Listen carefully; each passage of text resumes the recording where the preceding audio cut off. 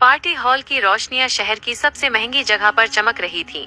Music तेज, हंसी की गूंज और महंगी परफ्यूम की खुशबू हवा में तीर रही थी। ज़ारा शाह रेड ड्रेस में किसी क्वीन की तरह हॉल में दाखिल हुई। लोग रुक रुक कर उसे देख रहे थे। शाह ग्रुप का नाम ही काफी था। हर मुस्कुराहट के पीछे कोई ना कोई फायदा छुपा होता। बाहर गेट के पास अयान गाड़ी के साथ खड़ा था। इसकी नजर हाल के दरवाजे पर जमी हुई थी।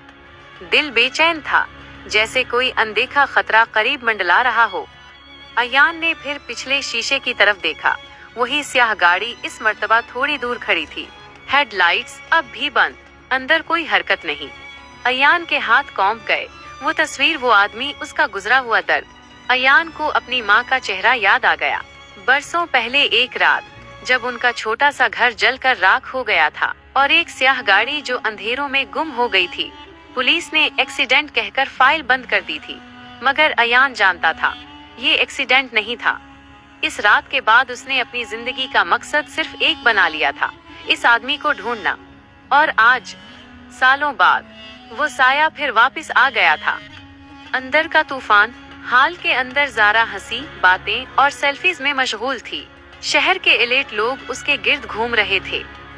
हर कोई शाह ग्रुप के मालिक की बेटी से अपनी पहचान बनाना चाहता था, मगर ज़ारा के दिल में अजीब सी बेचैनी थी। धमाके के बाद उसका सर अब भी दुख रहा था और अयान का पहला घबराया हुआ चेहरा, वो उसके जहन से निकल ही नहीं रहा था। अजीब है, उसने खुद से कहा। मैं कब से ड्राइवर के चेहरे पर तवज्जो देने लगी। इसे गुस्सा आया अपने आप पर। बकवास।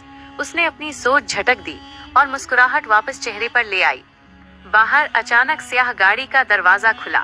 अयान ने दूर से देखा। एक लंबा साया कोट पहने हुए आहिस्ता आहिस्ता पार्टी हॉल की तरफ बढ़ता जा रहा था। इसका चेहरा अंधेरे में था। अयान का खून ठंडा हो गया। ये यहीं आ रहा है। इसने फौरन अपनी जेब से फोन निकाला।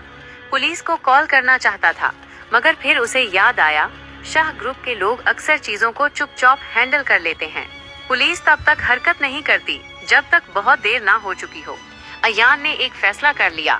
इसने गाड़ी छोड़ी और बिना किसी इजाजत के पार्टी हॉल के अंदर दाखिल हो गया। सिक्योरिटी ने इसे रोकना चाहा। तुम ड्राइवर हो, अंदर नहीं जा सकते। सितारा, मगर अयान ने पहली मर्तबा अपनी आवाज बुलंद की।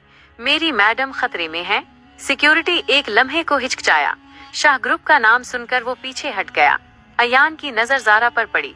वो स्टेज के करीब खड़ी थी, हंसी हंसी में किसी बिजनेसमैन से बात कर रही थी। इसे अंदाजा भी नहीं था कि उसकी तरफ एक खतरनाक साया बढ़ता जा रहा है।